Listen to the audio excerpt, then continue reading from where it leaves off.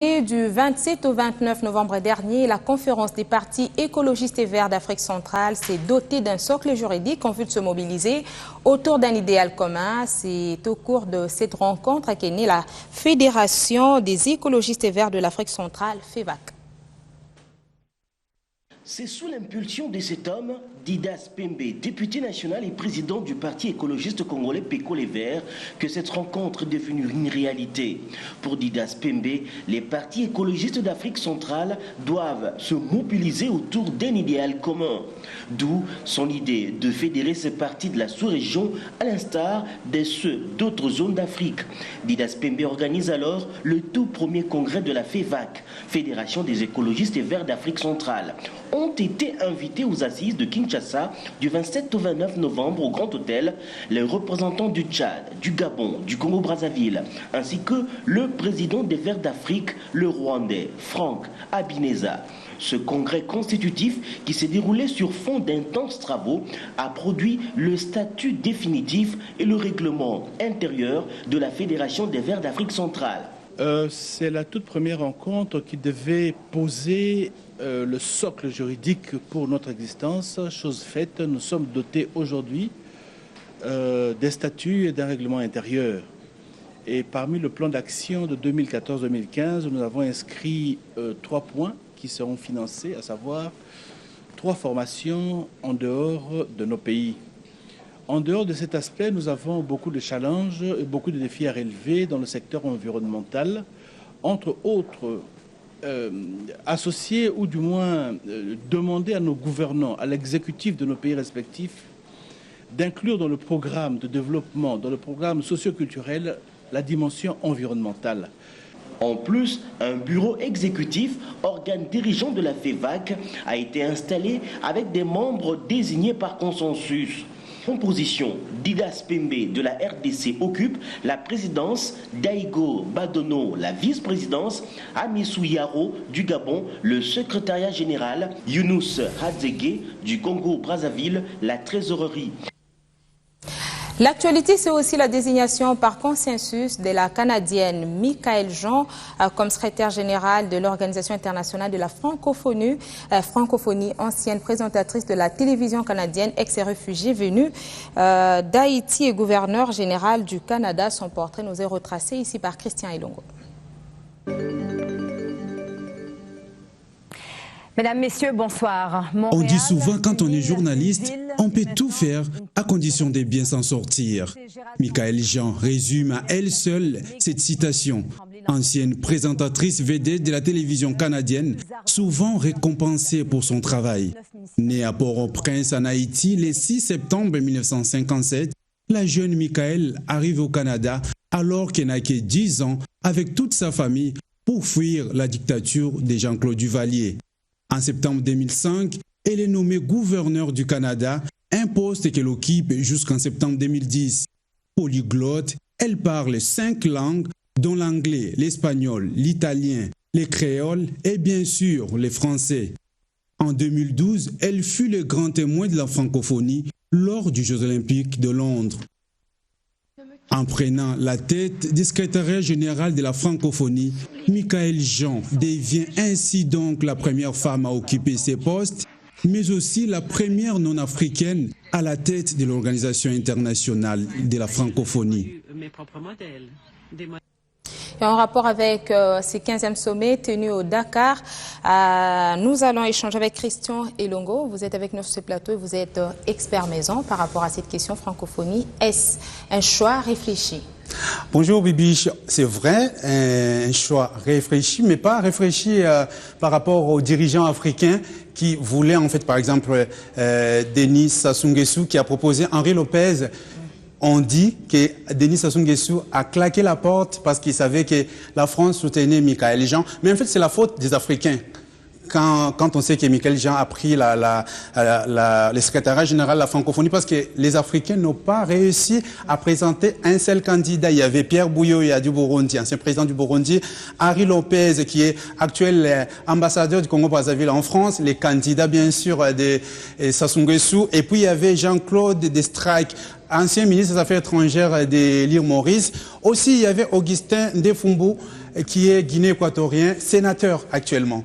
Donc la faute aux Africains parce qu'ils n'ont pas réussi à présenter un candidat pour le poste de secrétaire général de la francophonie. Ça s'est toujours préparé, ils savaient qu'Abdou Diouf arrivait faire mandat? Tout le monde savait, mais on demandait souvent que les Africains présentent un seul candidat, mais ils n'ont pas voulu laisser la place à un d'entre eux. Alors, estimez-vous que Michaël Jean sera capable de gérer cette instance considérée comme étant la deuxième après les Nations Unies en termes d'influence? Je vais dire que c'est une femme d'envergure qui a pris des proportions énormes. Et les portraits qu'on a fait de Michaël Jean tout à l'heure, je vous dis qu'elle a été journaliste, présentatrice vedette des Radio-Canada, la télévision québécoise. Et puis après, elle était gouverneure du Canada, la représentante de la reine d'Angleterre, donc chef d'État. Donc après avoir été chef d'État, elle peut diriger bien la francophonie par rapport. Et puis c'est une femme qui sait s'adapter par rapport aux situations. Femme apte. Femme apte, on peut dire. Et puis ça emballe bien avec le thème du 15e sommet de la francophonie de Dakar, qui est femme et jeune, vecteur de paix, acteur de développement. Un modèle pour les autres femmes. Et dernière question pour terminer. La prise de fonction intervient le 5 janvier prochain. Et quels sont les dossiers urgents qu'elle aura à traiter? Waouh, c'est énorme en fait, parce que ce qu'il attend, c'est, elle-même a dit hier dans son discours, elle a dit, on ne remplace pas Abdou Diouf, on lui succède. Donc, elle va prendre la place d'Abdou Diouf. C'est la continuité des actions. C'est la continuité des actions, parce que la manière dont Abdou Diouf a organisé l'Organisation internationale de la francophonie, qui n'était qu'une organisation linguistique, culturelle, aujourd'hui c'est économique, c'est politique, c'est tout ça. Donc, elle va s'attaquer beaucoup plus à la politique par rapport à l'année 2015-2016, qui s'annonce bouillonnant dans toute l'Afrique, parce qu'il y a des élections, il y a des tentatives, des modifications des constitutions, et puis le président français en a bien dit hier qui sera là pour veiller en fait à ce que les constitutions africaines ne soient pas tripotées pour le maintien des dirigeants au pouvoir. Merci beaucoup, Christian Ilongo. Merci beaucoup, Bibi Chungwa. Alors, je rappelle que Michaël Jean était passé en République démocratique du Congo à l'issue d'une visite officielle. Ouvrons la semaine avec la presse parue ce matin à travers les lignes. Kobler est en voie de quitter le Congo, annonce le soft branle-bas à la MONUSCO. De nombreux contingents font déjà leur caisse en perspective de leur départ. L'Allemand fait partie des personnes qui s'apprêtent à quitter le pays et tout au début de l'année prochaine, l'homme serait remplacé par un représentant du secrétaire général des Nations Unies qui serait cette fois-ci de nationalité américaine. Le travail abattu par la MONUSCO est encourageant, bien que les Congolais le jugent diversement. Feuilleton de 73 millions de dollars américains a détourné le phare, mentionne en manchette Kitebi, booste les dessous des cartes après le face-à-face manqué entre le député Sami Badibanga et le ministre délégué auprès du Premier ministre chargé des Finances au sujet du détournement présumé mais non prouvé de 207 millions de francs congolais destinés à l'opposition. À nouveau feuilleton défraie la chronique. Il s'agit cette fois-ci du prétendu détournement de 73 millions de dollars américains par le même membre du gouvernement perçu au titre de redevance et services rendus à l'exportation des produits miniers au préjudice des services et organismes publics intervenant aux frontières. Il sied de préciser que les redevances et services rendus à l'exportation des produits miniers n'émargent pas du budget de l'État. Leur perception s'effectue au niveau du cordon douanier, d'où d'aucuns pensent que le député Lucien Boussa aurait dû se documenter suffisamment sur ce dossier avant de ficeler une interprétation qui a tout l'air d'un plaidoyer en faveur du confort d'un petit groupe de citoyens. On va passer au sport avec le 11e championnat national de taekwondo qui s'est clôturé hier au centre féminin Marie-Antoinette sur la 13e rue Limété. Cédric Botalatal a été consacré meilleur athlète de la compétition pour le club de Lista. Brenda Moanza s'est distinguée chez les filles, suivie de Patience Kalombo du Katanga. Pour les équipes, la fédération va statuer avant de primer la meilleure équipe. Suivant. Cédric Botalatala trône sur le taekwondo national dans la catégorie des moins de 64 kg après s'être respectivement imposé sur Ilunga Patrick de Kasaï Oriental au premier tour, sur Patrick Kalombo du Katonga en demi-finale et après s'être imposé en finale sur Stallone Futila de la province du Mandoudou. Et avec ce résultat, Cédric Botalatala reste l'une des valeurs sûres de notre taekwondo. Nous sommes ici pour remporter les médailles d'or. Si tout le monde a peur de notre club, c'est parce qu'ils connaissent nos mérites. La médaille d'argent ne m'intéresse pas, seulement l'or. Nous voulons faire plaisir à tous nos supporters.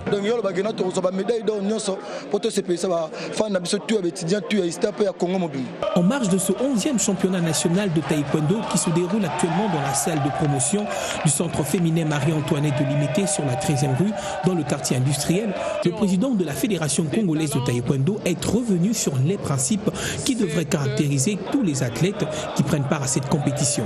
Placé sous le double signe de la cohésion nationale et de la détection des talents, cette 11e édition se veut le lieu par excellence pour l'échange de nos différentes cultures, que c'est aussi les lieux de prédilection pour les athlètes de nos différentes provinces de rivaliser de performances avec les autres pour aider la fédération à donner une envergure véritablement nationale à notre équipe nationale. Le spectacle était également de la partie ponctuée de ballets de danse traditionnels pour faire comme une série sur le gâteau, question de garder la bonne humeur avec ses agrémentations au pas de danse.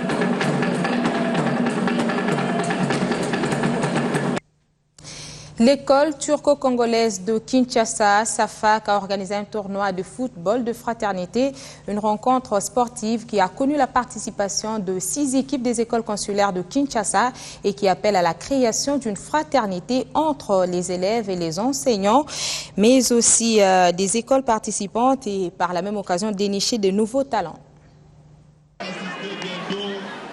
Dans le but de créer un climat d'amitié, le goût du football dans le chef des élèves, l'école turco-congolaise SAFAC dans la commune de la Gombe a organisé un tournoi de football de fraternité avec des écoles consulaires de Kinshasa. Cette unité que nous voulons que ça règne au sein des écoles, disons ici au Congo, entre les élèves, entre les enseignants, entre toutes les écoles. Alors cette unité-là, et nous l'avons vu que ça pourrait se réaliser grâce aux rencontres de football.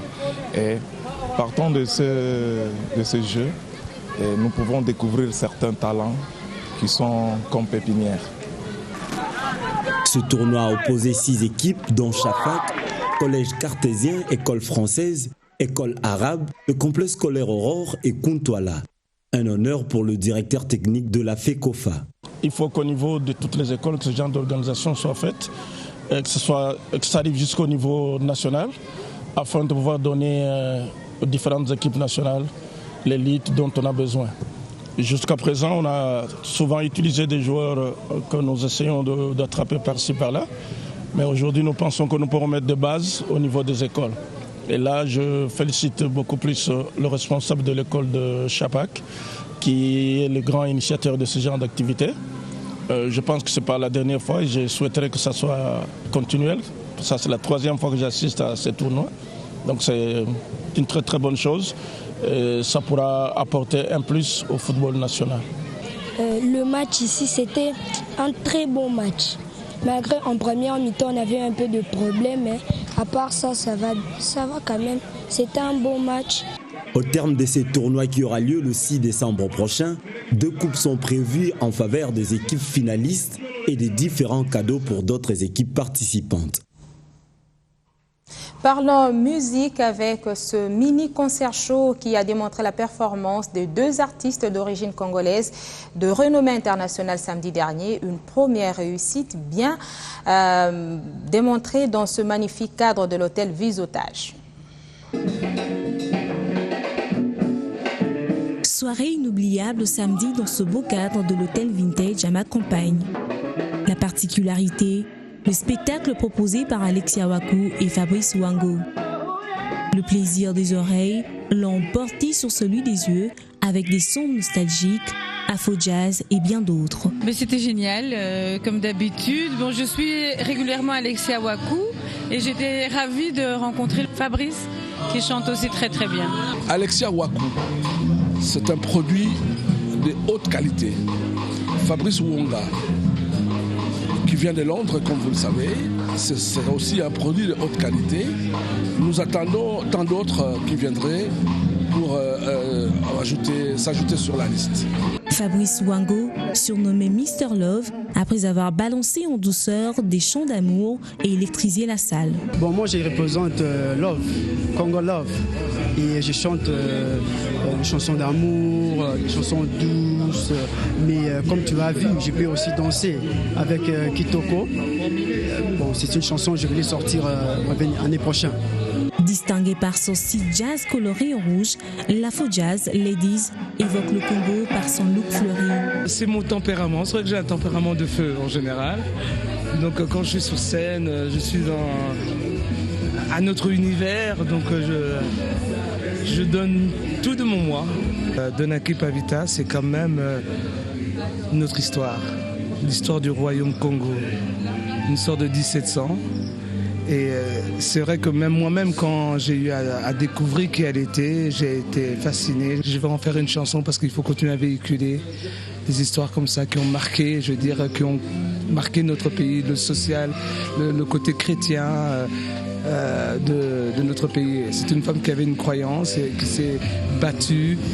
Après cette épreuve, la dure épreuve commence, celle de la conquête du public. Fin de cette édition du journal, Madame, Messieurs. Merci de rester avec nous. Prochain rendez-vous avec l'actualité, 15h30.